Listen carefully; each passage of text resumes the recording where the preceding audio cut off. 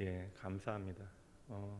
오늘부터 설교자도 마스크를 착용하려 합니다. 의도가 어떻건 간에 송파구에 있는 교회들도 교회 홈페이지에 예배 영상을 스캔해서 캡처해서 민원을 넣으시는 분들도 계시고, 그 민원이 두렵기보다는 현장에서 예배를 드리는 것이 우리의 신앙의 가장 중요한 부분 중에 하나인데, 그런 공동체적 예배를 우리가 안전하게 잘 지켜내기 위해서 어떠한 오해나 판단의 근거를 만들지 않기 위함입니다. 그리고 복음 전도에 있어서 복음 전도가 교회의 그 존재의 가장 중요한 이유라고 한다면, 우리가 포기할 수 있는 일들, 또 양보할 수 있는 일들은 기꺼이 좀 양보하고, 교회가 덕을 세우는 일들이 참으로 중요한 때에 우리가 마땅히 할 수 있는 일이 무엇인가 조금 더 고민해 보려 합니다. 마음에 부담감 갖지 마시고요, 불편함 갖지 마시고, 제 얼굴 보지 못해서 아쉬운 분들 계세요? 그러니까 설교자의 마스크에 여러분 마음 빼앗기지 마시고, 이 시간 우리에게 변함없이 말씀하시는 살아계신 하나님께 더욱더 집중하시는 여러분 되시길 주님의 이름으로 축복합니다. 답답한 일상이 계속 되어지고 있죠. 눈에 보이지 않는 코로나 바이러스, 이 아무것도 아닌 것 같은 것에 한없이 흔들리는 세상을 보면서 다시 한번 이 세상에 안전지대가 없다는 사실을 깨닫게 되어져요. 세상 사람들은 그래서 불안하고 두려워할 것입니다. 지금까지 우리도 착각해 왔던 것 같아요. 내가 충분히 이 세상 가운데 나를 지킬 수 있고 이 세상에 안전지대가 있다라고 착각해 왔던 것인데, 우리는 이 시대에 그러므로 세상과 다르게 믿음의 고백을 하나 앞에 드려야 하는 것입니다. 시편 91편 말씀 한번 잠시 보도록 하죠. 1절부터 3절까지 제가 읽어드릴게요. 지존자의 은밀한 곳에 거하는 자는 전능하신 자의 그늘 아래 거하리로다. 내가 여호와를 가리켜 말하기를, 우리가 이렇게 고백해야 돼요. 저는 나의 피난처요 나의 요새요 나의 의뢰하는 내가 신뢰하고 의지하는 하나님이라 하리니, 이는 저가 너를 새 사냥꾼의 올무에서와 극한 연병에서 건지실 것이미로다. 아멘. 오늘도 우리가 함께 찬양한 대로 여호와 하나님만이 내가 의지할 뿐, 내가 바라볼 수 있는, 나를 언제나 그 품에 안으시는 하나님께서 나의 안전지대이심을 꼭 기억하시는 여러분 되셔야 돼요. 이번 주가 설 주간이고, 아시는 바와 같이 지난주 봄의 문턱인 입춘을 지나갔습니다. 저도 어서 빨리 좀 봄이 왔으면 좋겠다라는 생각을 해요.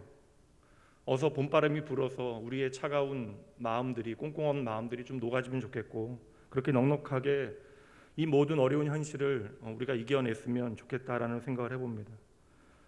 한 해의 첫 번째 피는 꽃이 매화인데, 열흘 전에 제주도에서 매화꽃 피었다라는 소식 들으신 분들 계시죠? 제주도 가실 수 없으니까 제가 사진 보여드릴게요. 한림공원에 첫 번째로 금년에 핀 매화꽃입니다. 여전히 지금도 집합금지와 거리두기가 계속되어지고 있지만 모쪼록 안락하고 주 안에서 평안한 명절 보내셔야 합니다.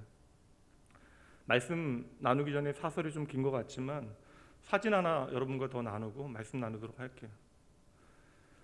이틀 전에 저희 처가 장례 마치고 오후에 교회에 들어오는데, 교회 주차장에 이런 복장을 하고 있는 남자들이 왔다 갔다 하는 거예요. 잠시 깜짝 놀랐습니다. 이게 또 교회 안에 무슨 일이 벌어진 건 아닐까. 보니까요, 교회 교역자들이에요. 얼마 전에 교회 물난리 나고 지하 3층에 아직도 좀 엉망인데, 제가 부탁하지도 않고 이렇게 정리해달라고 요청하지도 않았는데, 교역자들이 그냥 사람이 들어갈 수 있는 상황이 아니니까 저렇게 복장을 갖추고 하루 온종일 교회 정리를 했다라는 것을 제가 이제 가서 보게 되어진 것이죠. 저도 이제 부교육자 시절을 지내왔으니까 사실 요청하지 않은 일을, 어찌 보면 아무것도 아닌 일일 수 있지만 이렇게 기꺼이 섬기는 것은 결코 좀 쉬운 일은 아닙니다. 교회를 귀히 여기고 성도님도 귀히 여기는 사역자들이에요. 그러니 여러분, 혹 이제 여러분 생각이에요. 여러분의 모자람은 생각하지 아니하고 교역자의 모자람만 열심히 찾아내시는 분들이 혹 계시다면, 넉넉한 마음으로 여러분 최선의 그 신실한 마음으로 우리 함께 사역하는 사역자들 귀히 여기고 격려해 주시고 함께 해 주셔야 합니다. 저는 좀 덜 챙겨주셔도 돼요.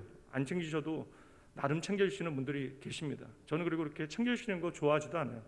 저는 안 챙겨도 되니까 우리 함께 동역하는 교역자들 귀한 마음으로 챙겨주시고, 다른 걸 얘기하는 게 아니에요. 마음 다해서 좀 격려해 주시고 함께 그 사역에 동참해 주시기 바랍니다. 오늘은 걱정 말아요 그대여 5번째 시간으로 우리의 기도는 반드시 응답됩니다라는 제목으로 하나님의 말씀 함께 나누도록 합니다. 한 성도님께 들은 얘기인데 머리가 너무나 엉망이나 남자들은 조금 고민을 덜 하는데 여자분들은 좀 머리 스타일 중요하잖아요. 그래서 몇 개월 동안 코로나 때문에 미용실을 가지 못하다가 이제 뭐 염색도 하셔야 되고 그래서 이제 마스크 저같이 단단히 쓰시고 몇 달 만에 이제 동네 미용실에 방문을 하신 거예요. 근데 그 미용실의 원장님께서 아주 독실한 크리스천이신데 권사님이신데 코로나로 너무나 힘드실 거 아니에요. 그러니까 코로나로 너무나 손님이 없다라고 이야기하시면서 이런저런 이야기를 하시더래요. 교회 다니는 건 아니까. 얼마나 서운함이나 답답함이 많으셨겠습니까? 얼마나 힘드시겠어요. 그래서 내가 뭐 해드릴 수 있는 것이 없으니까 이제 그 권사님 말씀을 그 푸념을 열심히 귀담아 들어드렸대요. 근데 권사님의 말씀 하나가 그 원장님의 말씀 하나가 귀에 와서 박혔는데 무슨 말씀을 하셨냐면 요사이는 기도하겠다라는 말 들으면 화가 난다는 이야기를 하시더래요. 충분히 그 현실을 이해는 하지만 얼마나 두려운 이야기입니까? 그러면 저와 여러분이 기도 말고 무엇을 해야 하는 거예요? 이 말은 사람 앞에서 오늘의 나의 힘겨움과 나의 실망을 표현하는 말처럼 들려지지만 결국 저와 여러분을 향하여 쉬지 말고 기도하라 말씀하시는 하나님 앞에서 우리가 외치고 있는 것이죠. 하나님, 오늘 내 문제를 해결할 수 있는 것은 기도가 아닙니다. 오늘 기도만 하고 있는 무능력한 내가 한심하고 답답합니다. 여러분 기억하셔야 돼요. 저와 여러분의 하나님이 얼마나 우리의 무례함과 오만함을 오래 참아주시는지를 우리는 기억해야 하는 것이에요. 왜 하나님께서는 저와 여러분을 향하여 쉬지 말고 기도하라고 말씀하십니까? 제가 가장 정확한 이유를 먼저 말씀드릴게요. 이사야 말씀으로 보도록 합니다. 62장이에요. 또 여호와께서 예루살렘을 세워 세상에서 찬송을 받게 하시기까지 그로 쉬지 못하시게 하라. 여러분 무슨 이야기인지 아시겠습니까? 이사야 선지자가 말하고 있는 거예요. 너희들 제발 좀 기도 좀 해라. 하나님께서 오늘 너희를 위하여 일하실 수 있도록 제발 너희가 좀 기도를 해야만 한다. 이것은 하나님의 마음이잖아요. 하나님께서 지금 이사야를 통하여 외치고 계시는 것입니다. 내가 너희들의 삶 가운데 일할 수 있도록 너희가 그것을 확인할 수 있도록 너희들 제발 기도 좀 해라. 너의 가정 안에, 너의 자녀 안에, 너의 일터 안에, 너의 모든 삶의 자리에, 이 교회 안에 내가 역사하고 일할 수 있도록 너희가 좀 기도 좀 해다오. 여러분 오늘 말씀을 통해서 오늘 나의 기도가 하나님께 얼마나 중요한지를 단단히 여러분 마음에 새기셔야 합니다. 믿음을 오늘은 이렇게 한번 정의해 볼게요. 믿음이라고 하는 것은요, 우리의 삶에 벌어지는 수없이 이해할 수 없는 많은 문제들 가운데 하나님의 섭리의 의외성을 보게 만드는 거예요. 다시 말하면 내가 이해할 수 없는 수많은 일들 가운데 오늘도 하나님께서 살아계시어 내 삶 가운데 일하고 계신다라고 하는 사실을 경험하는 것. 그러므로 믿음은 언제나 하나님 경험이 우리 안에 차곡차곡 쌓이게 되어지는 것입니다. 그럴 때 우리는 고백하게 되어지는 거예요. 오늘도 하나님은 나의 기도에 응답하십니다. 우리가 이러한 기도를 드릴 수 있는 이유가 무엇이겠어요? 다른 것 아니에요, 여러분. 하나님의 약속 때문입니다. 수많은 약속이 있지만 마태복음 18장 말씀으로 가보도록 합니다. 19절이에요. 진실로 다시 너희에게 이른다. 너희 중에 두 사람이 땅에서 합심하여 무엇이든지 구하면, 너희가 합심하여 무엇이든지 구하면 하늘에 계신 내 아버지께서 그들을 위하여 이루게 하시리라. 여러분 믿으셔야 돼요. 여러분의 기도가 바로 나의 기도가 하나님의 행동에 영향을 미친다라는 거예요. 여러분 이것을 신학적인 개념으로 이해하지 마세요. 무슨 말씀이에요? 세상 사람들이 더 이상 나의 말에 귀 기울이지 않아요. 세상 사람들은 내가 힘이 있고 자원이 있고 능력이 있어야 나의 요청에 귀 기울이는데 세상 모두가 나의 말을 귀 기울이지 않는 순간에도 왜 하나님께서 나의 생각에 집중하시고 나의 말에 귀를 기울이실까요? 이유는 단순해요. 여러분의 기도가 오늘 하나님께 중요한 이유는 바로 여러분이 하나님께 중요하기 때문입니다. 이제 여러분 믿으셔야 돼요. 저와 여러분은, 나는 하나님께 그렇고 그런 아무개가 아니라고요. 저와 여러분 예수 그리스도 안에서 하나님의 사랑받는 하나님의 자녀입니다. 예전에 기관에서 함께 사역했던 한 장로님께서 의과대학에서 학생들을 가르치시다가 이제 개인 병원을 이제 개원하시어 병원을 운영해 오셨어요. 왜냐하면 좀 기관에 매이게 되면, 병원이나 학교에 매이게 되면 본인이 이제 봉사하고 섬기는 일들을 감당할 수 없으니까 이제 개인 병원을 운영해 오셨는데 다시 계셨던 이제 교수로 계셨던 그 병원에서 그러니까 학교에서 그 외래 교수로 촉탁을 받게 되어지고 일주일에 한 2번 정도 강의와 진료를 하게 되셨대요. 이제 예전보다 나이가 들고 병원도 바쁜데 다시 그 촉탁 의뢰를 받은 이유가 있습니다. 당신의 맏아들이 그 병원에서 인턴으로 이제 일하기 시작했던 것이죠. 그분은 제가 경험한 그분은 환자들에게 참으로 좋은 의사예요. 그리고 자신의 그 제자들에게도 좋은 스승일 것입니다. 그러나 그분의 시선은 조금 더 특별하게 자신의 맏아들에게 가 닿겠죠. 여러분 마찬가지예요. 하나님께서 여러분을 예수님을 통해서 구원하셨을 때 이제 여러분의 이름을 하나님의 심장에 새겨 놓으신 거예요. 그리고 오늘도 저와 여러분을 향하여 말씀하십니다. 너는 내가 사랑하는 나의 자녀이다. 그렇다면 여러분 하나님께서 왜 오늘 우리를 위하여 일하시는가? 그 이유는 분명해지는 것이잖아요. 그 장로님께서 자신의 아들이 좋은 의사로 훈련되어지는 과정에 내가 함께하기를 원하셨던 것과 마찬가지로 하나님께서는 그 사랑하는 자녀 되어진 저와 여러분의 삶에 함께하시어 이 땅을 살아가며 하나님의 영혼을 위한 그 영원이라고 하는 세계를 위한 하나님과 영원히 함께하기 위한 그 실습을 시키시는 거예요. 하나님의 나라에서 함께 왕노릇할 수 있는 준비를 오늘도 시키고 계시는 것이죠. 그래서 하나님은 오늘도 저와 여러분의 성장에 지대한 관심을 갖고 계시는 거예요. 당연하죠. 그분은 저와 여러분의 아버지이시기 때문입니다. 그래서 한없이 어렵고 흔들리게 되어지는 이 시간 하나님은 오늘도 저와 여러분을 예배의 자리, 특별히 기도의 자리로 부르고 계시는 것이죠. 그렇다면 분명하잖아요. 저와 여러분은 이 순간에도 기도를 멈추지 말아야 하는 것입니다. 때때로 하나님께서는 말도 되지 않는 기도에 속히 응답하실 때가 있어요. 이 속히라고 하는 것은 반드시라고 하는 의미입니다. 왜요? 그 기도가 당장 말이 안 되는 것처럼 여겨질지라도 이것이 내 사랑하는 자녀의 성장에 도움이 된다면 그 사랑하는 자녀를 위하여 그 기도에 응답하시는 것이죠. 저와 여러분의 기도가 사랑하는 자녀의 기도이기 때문에 그러한 것입니다. 그렇다면 여러분 이렇게 한번 여쭤볼게요. 하나님 아버지께서는 저와 여러분의 모든 기도에 언제나 응답하실까요? 이 시간 제가 확신을 가지고 대신 대답해 드릴게요. 예, 하나님은 하나님의 자녀 되어진 저와 여러분의 기도에 언제나 응답하십니다. 잠시 여러분의 경험이나 나이의 감정 생각은 접어두시고 오늘은 우리가 하나님의 말씀 앞에서 내가 걱정하지 않아야 되는 이유를 기도를 통하여 함께 살펴보도록 합니다. 이제 다시 오늘 본문의 말씀 보도록 하죠. 야고보서 5장 16절입니다. 의인의 간구, 의인의 기도는 역사하는 힘이 크다. 오늘 내 삶이 참으로 답답하고 막막한 현실 가운데 있을지라도 당장 내가 숨이 턱턱 막히는 그런 현실을 살아낸다 할지라도 저와 여러분에게 소망의 이유가 있다면 바로 우리가 쉬지 않고 언제나 하나님 앞에 기도할 수 있다는 것이에요. 여러분 인생에 좀 어려운 문제, 내가 해결할 수 없는 어떠한 문제가 있을 때 누구를 찾아가서 상담하십니까? 그 상담자는 사람마다 다를 수 있잖아요. 그러나 적어도 한 가지의 공통점은 있을 거예요. 그 사람이 누구이건 간에 나를 잘 아는 사람, 나를 이해할 수 있는 사람, 그래서 내가 가장 신뢰할 수 있는 사람을 우리는 찾아가게 되어질 것입니다. 그렇다면 이 말씀이 참으로 중요한 말씀 같아요. 시편 139편 말씀을 가봅니다. 여호와여 주께서 나를 살펴보셨으므로 나를 아시나이다. 주께서 내가 앉고 일어섬을 아시고 멀리서도 나의 생각을 밝히 아시오며 나의 모든 길과 내가 눕는 것을 살펴보셨으므로 나의 모든 행위를 익히 아시오니 여호와여 내 혀의 말을 알지 못하시는 것이 하나도 없으십니다.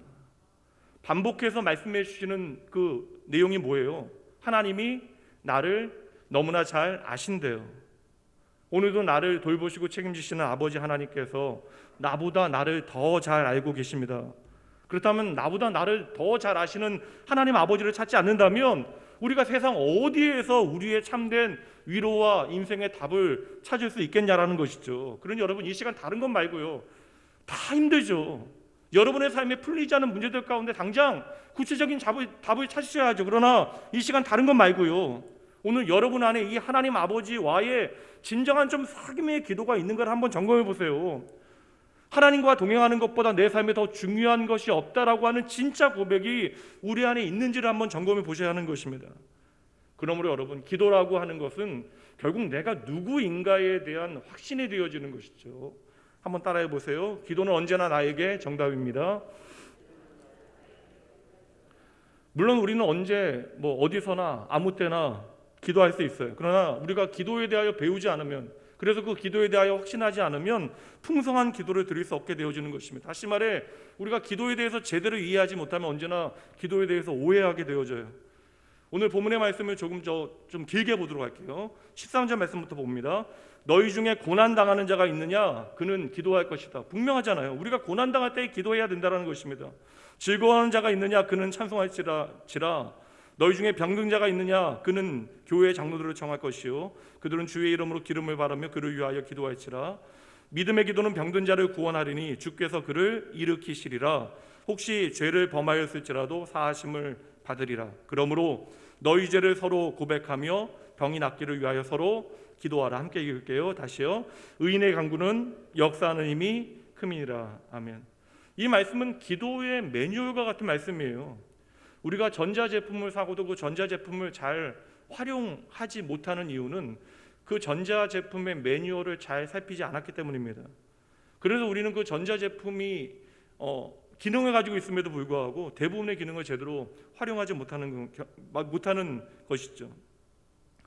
야고보 사도는 구체적인 성도의 고난의 문제에 대해서 지금 이야기해주고 있는 거예요. 그리고 성도의 삶에 있는 그 고난의 문제에 대하여 분명한 답을 우리에게 말해주고 있는 거예요. 너희 중에 오늘 고난당하는 자가 있느냐? 그렇다면 그 고난에 대한 답이 바로 기도이다. 사실 여러분, 이 땅의 모든 고난은 여러분 우리가 핑계할 수 없어요. 바로 죄의 결과입니다. 그리고 우리는 이 땅에서의 그 참혹한 고난을 통하여 죄의 결과가 얼마나 무서운가를 오늘 확인하게 되어져요. 모든 관계가 깨어졌습니다. 마땅히 사랑해야 하는 대상들도 온전히 사랑하지 못하게 되어진 것이에요. 그러므로 우리는 먼저 고난의 순간에 다른 사람을 향하지 말고요, 우리의 고난의 순간에 신실하신 하나님 앞에 도무지 신실하지 못한 내 자신을 먼저 확인하셔야 돼요. 그렇게 고난은 우리의 죄의 결과이기도 하지만 또 선을 행하다가 우리는 고난을 당하게 되어지기도 해요. 너무나 아이러니하잖아요. 죄를 범하여서 고난의 경험을 하게 되어지기도 하는데 그 잘못된 결과로도 고난이 우리의 삶에 있고, 하나님의 뜻을 따라 우리가 어렵게 선을 행하였는데 좋은 일을 택하였는데 그때도 때때로 우리의 삶에 고난이 있다라는 것입니다. 다시 말하면 고난이라고 하는 것은 늘 언제나 이 땅을 살아가는 우리들에게 있다라는 것이죠. 그래서 여러분, 고난이 늘 우리 가운데 있기에 우리는 늘 기도해야 하는 거예요. 언제나 기도해야 하는 것입니다. 근데 문제는 뭐예요? 기도를 해야 한다는 것은 알고 있는데 그 기도의 매뉴얼을 제대로 숙지하지 못한 것이죠. 그래서 오늘 참으로 힘들다라고 말하는 성도들은 많은데 막상 기도하는 사람은 참으로 적어요. 목사이니까 그거 잘 보잖아요. 이 정도 어려우면 기도하는 사람들이 더 많아져야 할 것 같은데 도리어 어려울 때 기도를 포기하는 사람들이 더 많아집니다. 여러분, 하나님의 말씀 들어보세요. 고난 중에 우리가 드리게 되어진 그 기도의 능력이 무엇입니까? 가장 먼저 우리로 하여금 나의 현실이 무엇인지를 보게 한다고요. 요한일서 1장 9절 말씀 봅니다. 만일 우리가 우리 죄를 자백하면 그는 미쁘시고 의로우사 우리 죄를 사하시며 우리를 모든 불의에서 깨끗하게 하실 것이요. 고난당할 때 우리는 하나님 앞에 기도하며 나의 죄의 그 본질과 나의 죄악된 마음의 본성을 확인하게 되어지는데 도리어 우리는 그 가운데 절망하고 좌절하는 것이 아니라 나의 모든 문제를 해결하실 수 있는 분, 나의 그 죄의 문제, 나의 그 하나님을 온전히 섬기지 못하는 그 불성실한 불경건한 마음을 해결하실 수 있는 분이 하나님이심을 깨닫게 되어지는 것이죠. 그래서 우리는 기도할 때에 나의 인생의 진짜 문제를 깨닫고 나의 죄를 하나님 앞에 고하게 되어지는 것입니다. 그렇게 우리가 고난 가운데 나의 현실과 나의 죄를 발견하게 되어질 때, 그러므로 나의 죄악된 본성을 확인하고 연약함을 확인하게 되어질 때 우리는 하나님 앞에 진정으로 고백하게 되어지는 거예요. 하나님, 오늘도 참으로 하나님이 필요합니다. 그래서 우리가 회개하며 기도할 때 하나님의 죄사함의 은총이 무엇인지를 제대로 깨닫게 되어지는 것이죠. 정말 오늘도 하나님 앞에 간절히 기도하는 사람들에게 하나님께서는 나 같은 죄인 살리신 그 크신 하나님의 사랑이 무엇인지를 참으로 찬양하게 하시는 거예요.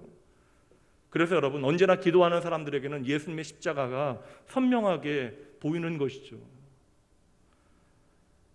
성도 여러분, 요즘 여러분들에게 기도 부탁하는 분도 계실 거 아니에요. 누군가 나에게 기도를 부탁하면 여러분 어떤 마음이 드세요? 내가 지보다 훨씬 더 힘든데 지 기도는 지가 하지 왜 나한테 기도를 부탁하고 난리야. 잘 보세요, 여러분. 상황 때문에 벌어지는 일이 아닙니다.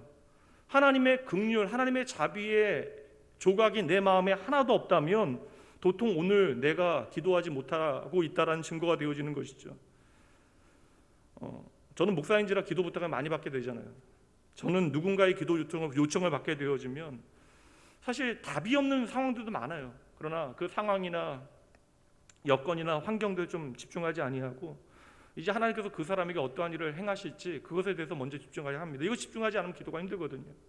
그래서 기도를 부탁하게 되어질 때 다른 것 다 내려놓고 하나님께서 그 사람에 대하여 선하신 계획이 있다라고 하는 사실을 붙들고 기도를 시작합니다. 여러분 잊지 마셔야 돼요. 고난의 때는요 바로 기도가 답이 되어지는 때입니다. 그래서 여러분 성도가 고난당할 때 성도는 가장 먼저 뭐가 생각나야 돼요? 기도가 생각나야 돼요. 내가 하나님 앞에 달려가야겠구나 하는 생각이 드는 것입니다. 다시 한번요. 기도는 언제나 한번 따라해 보시죠. 내 인생의 답이 됩니다. 이것이 바로 우리가 기도에 대하여 숙지해야 되는 첫 번째 매뉴얼. 고난할 때 우리는 기도해야 된다는 거예요. 기도가 바로 우리의 인생의 답이 되어진다는 것입니다. 몇 해 전에 아내와 강릉에 갔을 때에 인터넷에서 소문난 유명한 식당에 갔어요. 근데 하필 그 집이 그날 문을 닫은 것입니다. 그럼 어떻게 할까요, 여러분? 하루를 기다릴까요?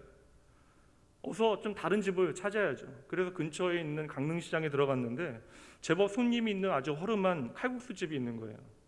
그래서 이제 기억에는 제가 한 1인분에 뭐 정확한지 모르겠어요. 아내에게 확인한 게 아니라 뭐 4,000원인가 뭐 그랬던 거예요. 4,000원인가 5,000원인가.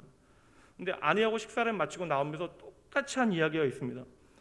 만약에 그 집이 우리가 가려고 했던 그 집이 문을 닫지 않았더라면 이 끝내주는 칼국수를 먹지 못했을 것이다. 도리어 여러분, 제가 가려고 했던 식당이 문을 닫았기 때문에 저와 아내는 예상치 못한 기쁨을 경험하게 되어진 것이죠. 두 번째 기도에 대한 정의입니다. 기도는요, 성도의 삶에 새로운 길을 열어주는 것이에요. 반드시 기억하셔야 합니다. 기도는 나에게 전혀 새로운 길을 열어주는 하나님의 통로가 되어지는 거예요. 방송실에서 안 해도 상관없어요. 여러분 잘 들으시면 됩니다. 우리의 삶에 사방이 막혀있을 때 그제서야 우리는 하늘을 바라보게 되어지는 것이죠. 내 눈앞에 모든 길이 열려있는 것을 우리가 보지 못하는 그 순간에 비로소 우리는 나를 향하여 하나님의 새로운 길이 열려있다는 사실을 확인하게 되어지는 것입니다. 그래서 고난당하고 힘든 사람들에게 기도는 인생의 전혀 새로운 방향을 보게 하는 통로가 되어지는 것이죠. 반대로 말하면요, 기도하지 않으면요 하나님께서 우리를 위하여 여시는 새로운 길이 잘 안 보인다라는 거예요. 좋은 예를 말씀을 통해서 한번 확인해 보도록 합니다. 사도행전 16장 말씀입니다. 사도행전 16장 25절과 26절입니다. 한밤중에 바울과 실라가 기도하고 하나님을 찬송하며 죄수들이 듣더라. 이에 갑자기 큰 지진이 나서 옥토가 움직이고 문이 곧 다 열리며 모든 사람의 매인 것이 다 벗어진지라. 빌립보에서 바울 사도와 동역자인 실라가 좋은 일을 행하고도, 그러니까 억압받던 소녀를 자유하게 하고 회복시킨 다음에 고발을 당하여, 그러니까 그 소녀를 통하여 경제적인 이득을 취하였던 자들에게 고발을 당하여 억울하게 옥에 갇히게 되어져요. 그러니까 시작부터 결과까지 억울한 일이 투성입니다. 근데 여러분 놀라운 것은 바울 사도가 그 자리에서 하나님을 향하여 찬양하고 기도했대요. 근데 여러분 찬양하고 기도했다라고 하는 그 결론만 보지 마시라고요. 그 핍박 가운데 기도할 수 있었던 이유는요, 그 핍박이 바울 사도에게는 핍박으로 보여지지 않았다라는 것이죠. 그렇게 억울함이 없을 때 우리는 하나님을 향하여 진짜 찬양할 수 있게 되어지는 거예요. 바울 사도는 그 감옥에서도 절망하지 않았다라는 것입니다. 감사의 그 증거가 바로 기도와 찬양이 되어지는 것이죠. 이 시간 그 말씀의 배경에 대해서 다 설명드릴 수는 없지만, 그럼 바울 사도가 왜 빌립보 감옥에 갇히게 되어졌는지 아세요? 원래는요 아시아로 가서 복음을 전하려고 했는데 성령 하나님께서 강권적으로 그 아시아로 향하는 바울 사도의 길을 막으시고, 그 인도하심의 결과로 유럽의 관문인 빌립보로 와서 바울 사도가 복음을 전하게 되어진 거예요. 보세요 여러분, 원래 가려고 하는 곳을 하나님께서 막으시고 하나님께서 여시는 길을 따라 걸어왔는데 그 결과가 뭐예요? 감옥에 갇히게 되어진 거라고요. 그러니까 하나님께서 보내신 곳으로 왔더니 현실이 감옥이라는 것입니다.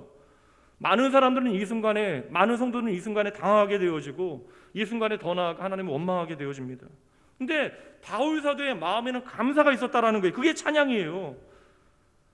다시 말해서 바울 사도에게는 이 사건이, 자신이 감옥에 갇힌 그 사건이 지지리도 재수 없는 사건이 아니었다라는 거예요. 여러분, 이것이 바로 믿음의 확신이 되어지는 것입니다. 바울 사도는 더 본질적인 것을 붙들고 있는 거예요. 하나님이 신실하시다라는 거예요.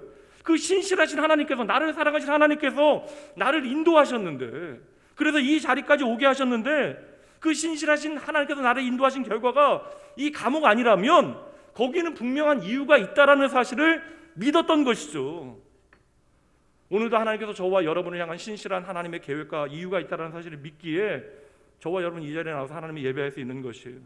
그래야 우리가 참으로 하나님을 예배하고 찬양하고 기도할 수 있게 되어지는 것이죠. 근데 여러분 잘 보세요. 아시는 대로 그렇게 바울 사도가 하나님을 향하여 찬양하고 기도하고 있을 그때에 지진이 나서 감옥문이 열려요. 그리고 쇠사슬이 벗어집니다.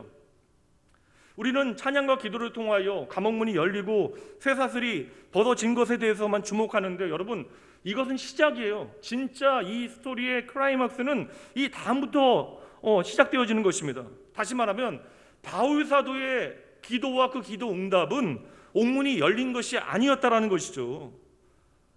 만약에 여러분, 내가 억울하게 옥에 갇혔고 하나님께서 나를 반드시 도와주셔야 하는 것이 전부라고 생각했다면, 그렇게 지진이 나서 옥문이 열리고 그 착고가 다 풀어진다면 어떻게 해야 돼요? 그 순간에 어떠한 선택을 해야 됩니까? 어렵지 않잖아요. 어떻게 해야 돼요? 어서 빨리 동역자였던 신라의 손을 붙잡고 도망 나가야죠. 근데 바울 사도는 어찌합니까? 가만히 앉아 있어요. 도망가지 않아요. 그 결과가 무엇입니까? 그 자리에서 죽으려고 했던 간수와 그 가정에 복음을 전하게 되어지고, 바로 그 땅의 빌립보 교회가 그 사람들을 통하여 세워지게 되어졌던 것이죠. 그리고 바울 사도의 그 선교 사역의 마지막 사역까지 변함없는 마음으로 그 선교 사역에 함께했던 교회가 바로 이 빌립보 교회가 되어지는 것입니다. 여러분, 이것이 바로 기도를 통하여 보게 되어지는 새로운 길이에요. 여러분, 우리가 고난을 통하여 나를 돌아볼 수 있으면 그것이 은혜가 되어지는 것입니다.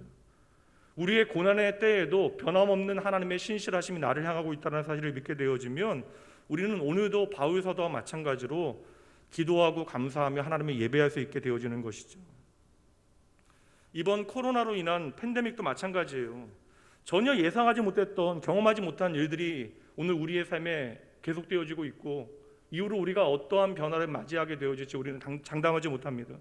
그리고 당장 여러분, 이후의 문제가 아니라 많은 분들이 힘드시겠지만 하루하루가 버티기 어려운 분들도 계십니다.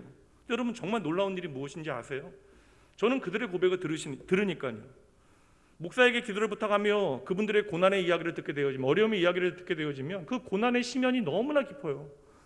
반대로 이야기하면 제가 성도의 자리에서 그 자리에 있다면 이 어려움을 이렇게 쉽게 이겨낼 수 있을까라는 생각이 들 만큼 어려운 분들도 계십니다. 그런데 놀라운 것은요, 그렇게 깊은 고난의 그 구렁텅이에 빠져 있을 그 순간에도 신기하게도 하나님의 더 깊은 은혜를 고백해 내신다라는 것입니다.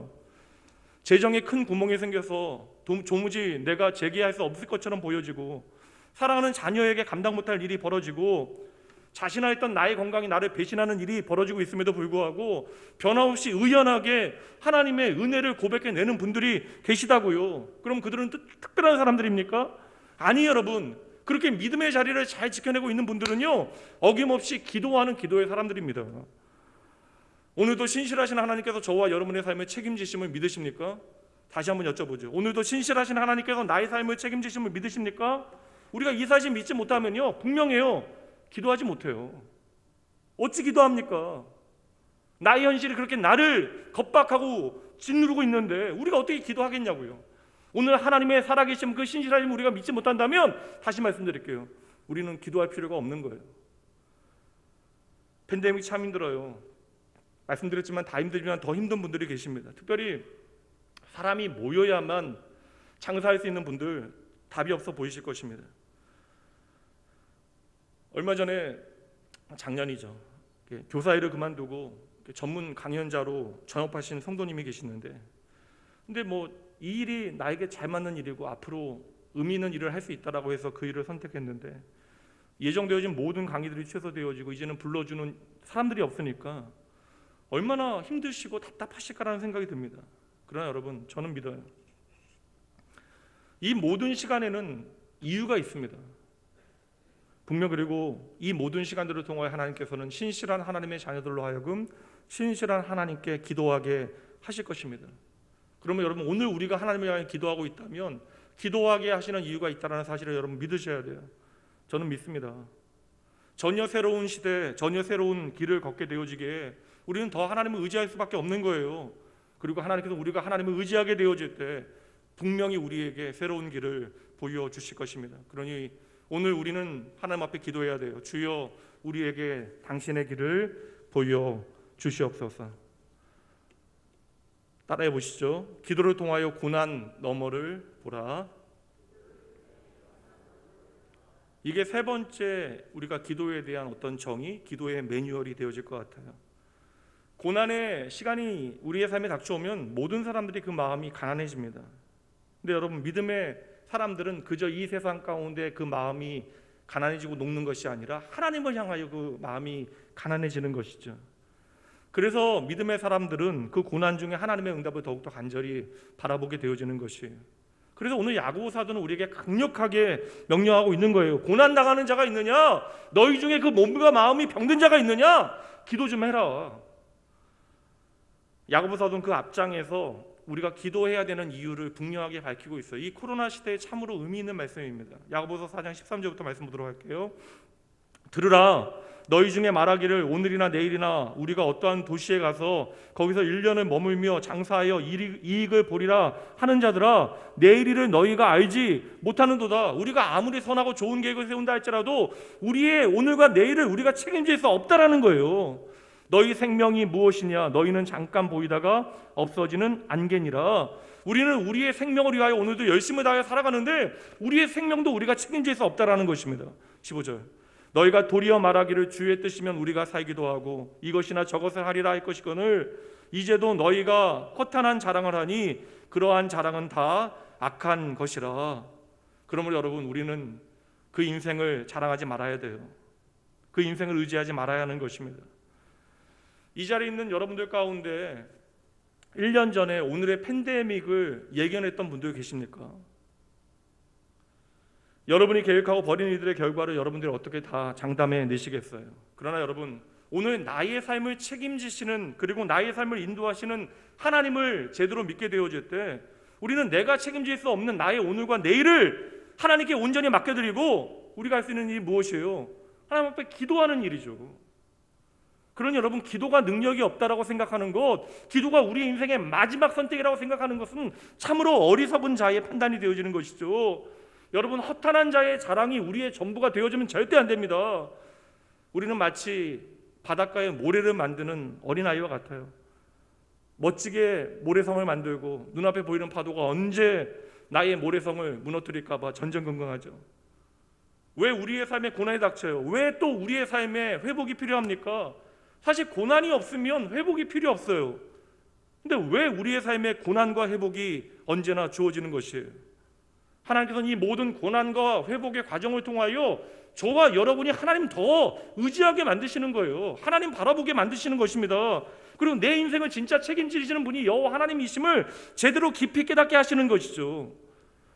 바닷가에 내가 만든 모래성 그 파도에 무너지게 되어질까 전전긍긍하다가도 시간이 저녁이 되어지고 집에서 엄마의 목소리 들어와서 밥 먹으라라는 이야기를 듣게 되어지면 아이는 언제 그랬냐는 듯이 아무렇지도 않게 집으로 뛰어 들어가게 되어지는 것이잖아요. 마찬가지 여러분 잊지 마세요. 내가 쌓아놓은 모래성 때문에 저와 여러분이 망하지 않는다고요. 우리는 우리의 눈앞에 파도를 두려워할 필요가 없는 사람들입니다. 많은 사람들이 코로나 이후 그 팬데믹 이후를 염려하고 교회의 앞날을 예견하지만 여러분 저는 아니라고 생각해요. 특별히 저는 기독교 역사에 대한 책들을 좀 몇 권 일부러 찾아서 읽었습니다. 알고 있는 내용들이면 다시 한번 읽었어요. 기독교 2000년 역사를 보면요, 기독교 신앙과 교회가 없어졌어도 몇 번은 없어져야 하는 일들이 참으로 많았습니다. 어떠한 일들은 교회가 자초한 일들, 교회 지도자와 성도들이 잘못 살아서 그 결과로 참혹한 어둠의 시간을 보낸 시간도 있고, 또 교회가 억울하게 아프게 핍박받고 어려운 시간들도 있었습니다. 그러나 여러분 보셔야 돼요. 가장 깊은 고난의 현장, 심지어 깊은 타락의 현장에서도 하나님께서 언제나 당신의 교회를 바로 세우셨습니다.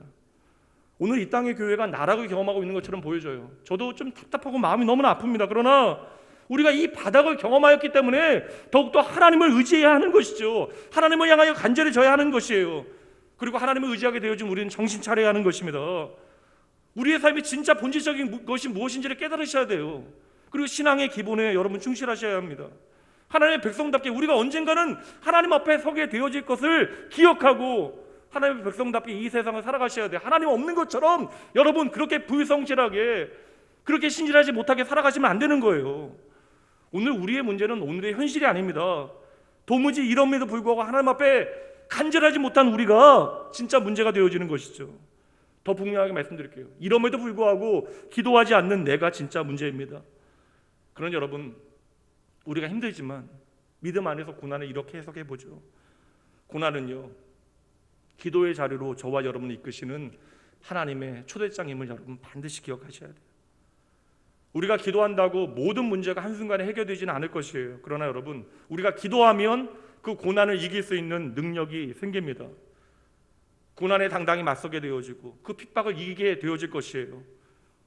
세상에 하나님 없는 모든 불신앙과 우리는 정면으로 맞서게 되어질 것입니다. 그래서 여러분, 믿음의 사람들은요, 두려운 현실이 벌어지지 않았던 것이 아니라 참으로 두렵고 어려운 현실이 내 삶에 닥쳐와요. 그럼에도 불구하고 그 순간에 하나님 앞에 간절히 기도함으로 하늘의 능력을 오늘 나의 능력으로 받았던 사람들이에요. 이렇게 기도는요, 눈앞에 있는 고난 너머를 우리로 하여금 보게 만드는 거예요. 고난 가운데 기도하면 우리는 고난 이후로 신앙의 본질이 무엇인지를 깨닫게 되어지는 것이죠. 저와 여러분을 향한 변치 않는 신실하신 하나님의 마음을 붙들게 하는 것입니다. 이게 고난이 우리의 삶에 주어진 이유. 기억하는 분들 계실지 모르겠어요. 몇 해 전에 주일 오후에 했던 나는 가수다라고 하는 경연 프로그램 기억하시나요, 여러분? 너무나 화제가 되어졌잖아요. 주일 오후에는 집에 가서 기도만 하세요? 많이들 보셨잖아요. 저는 사실 그 방송 보는 거 상당히 좀 즐겨 했습니다. 그 내노라는 대한민국의 베테랑 가수들이 나와서 경연을 하는 것도 신기한 것인데 청중 평가단들이 평가를 해서 떨어지는 사람이 생겨요. 인상적인 방송이었는데 제가 그 방송 중에 가장 기억에 남는 한 내용이 있어요. 한국 음악계에 엄청난 영향을 미친 가장 음반이 많이 팔린 한 선배 가수가 노래를 시작하는데요. 그 베테랑 가수의 마이크를 잡은 손이 덜덜 떨리고 있는 거예요. 그 가수가 너무나 자만하다, 나 같은 가수는 떨어지지 않을 것이라고 자신했는지 1차에 좀 너무나 편안하게 노래를 부르게 되어지고 그래서 떨어지게 되어져요. 그리고 그 가수에게 마지막 기회가 한 번 더 주어졌습니다. 그날 불렀던 노래는 제가 기억나진 않지만 그 베테랑 가수가 수많은 무대에서 수십만 번 불렀을 그 노래를 벌벌 떨면서 불렀던 그 장면이 저는 오늘도 기억이 나요. 그 순간 가수는 적어도 한 가지는 깨달았을 것 같아요. 가수의 본질은 뭐예요, 여러분? 노래하는 일이에요. 그리고 그 일에 모든 에너지를 쏟아내는 것입니다. 그리고 가수는 노래하는 무대를 두려워해야 한다는 사실을 기억해야 하는 것이죠. 목회자가 여러분 마찬가지예요. 제가 여러분의 삶을 다 해석할 수 없으니까요. 설교 사역자가 이 앞에서는 강단을 두려워하지 않는다는 것은요, 하나님을 두려워하지 않는 결과예요. 수십 년 무대에서 노래하고 수많은 콘서트를 가졌지만 그렇게 부들부들 떨면서 노래했던 베테랑 가수처럼 오늘 여러분, 우리가 얼마나 오랫동안 신앙생활을 하고 있는가, 내가 얼마나 하나님을 머리로 잘 알고 있는가, 그거 말고요, 우리는 내 인생의 모든 거품을 좀 거두어내고 본질로 돌아가야 합니다. 그래야 우리의 병든 영혼이 회복되어져요. 오늘날 이 땅의 교회들이 회복되어질 것입니다. 우리의 본질의 그 기초는 뭐예요? 언제나 하나님의 말씀이에요. 그리고 그 말씀 붙들고 하나님 앞에 나아가는 기도가 되어지는 것입니다. 그러니 여러분, 다른 건 얘기하지 마시고요, 내가 책임지지 못한 나의 내일에 대해서 말하지 마시고요, 오늘의 팬데믹은 우리로 하여금 초심을 찾는 기회가 되어질 것입니다. 그러니 여러분, 도리어 이때에 나의 생명이 어디에 있는가를 잘 보셔야 돼요. 그리고 어서 하나님께서 원하시는 기본으로 돌아오셔야 합니다. 오늘 우리의 현실이 아무리 어렵다 한들 초대교회 성도들이 살아갔던 그 현실보다 여러분 무겁진 않아요. 근데 여러분, 그렇게 힘든 당장 오늘 죽고 내일 죽을 그 운명을 나의 현실로 살아내야 했던 초대교회 성도들에게 하나님의 말씀과 기도가 능력이 되어졌다면 여러분 오늘 저와 여러분에게도 그 기도와 말씀이 우리의 능력이 되어줘야 하는 것이에요. 분명히 여러분 모든 교회 다니는 사람들은요 기도가 중요하다라고 이야기합니다. 저는 성도들 가운데 기도 중요하지 않다는 사람 보지 못했어요. 모두가 다 기도가 중요합니다라고 이야기하지만 여러분 진짜 기도하는 사람이 전능하신 하나님을 진짜로 의지하는 사람이에요. 이제로 마지막 남겨진 질문은 이것입니다. 그럼 기도에 대한 모든 하나님의 약속은 과연 정말일까? 제가 처음에 그렇다라고 말씀드렸습니다. 그러나 여러분 우리가 간절히 기도하면 하나님께서 반드시 들어주신다라고 하는 하나님의 약속이 우리의 삶에 난처하게 되어지는 순간들이 있어요. 먼저 하나님의 약속을 좀 잠시 보도록 할게요. 두 말씀만 보도록 합니다. 마가복음 11장 24절. 그러므로 내가 너희에게 말한다. 무엇이든지 기도하고 구하는 것은 받은 줄로 믿으라. 그리하면 너희에게 그대로 되리라. 너무나 말씀이 많지만 한 말씀만 더 보죠. 요한복음 14장 13절. 너희가 내 이름으로 무엇을 구하든지 내가 행한다. 이는 아버지로 하여금 아들로 말미암아 영광을 받으시게 하려 함이라. 여러분 하나님께서 약속하셨습니다. 이 약속의 말씀들 믿으십니까? 그리고 여러분 진정 여러분의 삶에 기도하는 모든 것들이 여러분 원하는 대로 삶 가운데 이루어지고 있어요? 이 약속들이 과연 사실일까라고 하는 질문에 때때로 우리의 일상적인 경험들은 큰 소리를 외쳐요. 아니다, 하나님의 약속이 이루어지지 않는 것처럼 보여지는 순간들이 많다. 오늘 우리의 삶의 현실에서 보게 되어지는 것이 무엇이에요? 하나님께서 주신 약속의 말씀들이 사실이 아닌 것처럼 보여지는 현실이 오늘 우리의 삶에 놓여 있다는 것입니다. 우리는 무엇을 보고 있어요? 간절히 기도해도 원치 않는 실패를 경험하게 되어집니다. 가족들과 성도들의 집요하고 간절한 기도에도 불구하고 너무나 이른 때에 나의 사랑하는 가족들이 떠나가요. 그리고 이 세상은 악이 승리하는 것처럼 보여지는 현실이 널려 있습니다. 물론 우리가 마지막 최종 승리와 하나님께서 이루신 모든 일들을 확신하지만 오늘 우리는 눈으로 목격하고 있다는 것이죠. 그리고 이 자리에 있는 우리의 모든 경험들을 모아보면 이러한 목록들은 끝이 없을 것이에요. 목사인 저도 신문을 읽을 때마다 이 문제에 대해서 고민하고 있어요. 병원에 방문할 때마다 이 문제에 대해서 번민합니다. 가정의 어려움이 닥칠 때마다 우리는 이 문제로 고민하게 되어지죠. 당장 사업에 부도가 나고 도산에 이르게 되어질 때 우리는 이 하나님의 약속의 말씀들에 대하여 고민하게 되어져요. 정말로 하나님의 약속의 말씀들은 사실일까? 이 모든 인생의 현실에 대한 도전들에 대한 답은 단순합니다. 하나님은 언제나 신실하십니다. 하나님은 언제나 신실하십니다. 우리가 이 사실을 끝까지 붙잡을 수 있다면 우리는 기도하기를 결코 포기하지 말아야 하는 것이죠. 때때로 우리가 도무지 감당하지 못할 일들을 만나게 되어집니다. 내 인생에 뒤통수를 맞게 되어지고 허를 찔리는 것과 같은 상황 가운데 그래서 모든 것을 내가 포기하고 싶은 그 순간에 여러분 단 한 가지 딱 한 가지만 기억해 주세요. 오늘 제가 여러분들에게 전해드린 모든 것들 다 잊어버린다 할지라도 많은 부분을 잊는다 할지라도 모든 걸 잃어버리시면 안 되고 많은 것을 다 놓치신다 하더라도 단 하나 오늘 본문의 말씀만큼은 반드시 여러분의 심장에 새겨 놓으셔야 합니다. 다시 야고보서 5장 16절이요. 오늘도 의인의 간구는 역사하는 힘이 크다. 죄인 되어진 저와 여러분을 의인 만든 것이 바로 예수 그리스도의 십자가에서 흘리신 보혈입니다. 예수님의 그 피 흘림을 통하여 내가 하나님의 의인이라 하나님의 자녀라 칭함 받으심을 믿으신다면 우리의 기도가 바로 하나님의 역사의 통로가 되어짐을 여러분 확신하셔야 돼요. 그러니 어떠한 경우에도 사랑하는 성도 여러분 낙담하지 마세요. 절망하지 마십시오. 내가 진정 하나님의 자녀라고 하는 사실을 확신하신다면 그 하나님 믿고 여러분 기도하셔야 돼요. 그러므로 기도는 내가 어쩔 수 없이 마지막 하는 것이 아니라 여러분의 처음 시작이 되어줘야 하는 것이에요. 하나님은 오늘도 살아계시어 우리가 상상할 수 없는 능력을 우리 가운데 부어주십니다. 그러니 여러분 하나님께서 저와 여러분을 위하여 일하실 수 있도록 우리의 기도를 기뻐하시는 하나님 앞에 기도하셔야 돼요. 여러분 기도하시면 반드시 하나님 응답하십니다. 아무 걱정 마세요 여러분. 이러한 기도의 원리 가지고 여러분의 삶의 모든 자리에서 내가 책임져야 하는 모든 일들을 돌아보게 되어지면 우리는 다시 하나님 앞에 기도하게 되어질 것입니다. 그리고 그렇게 우리가 다시 하나님 앞에 기도하면 신실하신 하나님은 반드시 우리의 기도에 응답하십니다.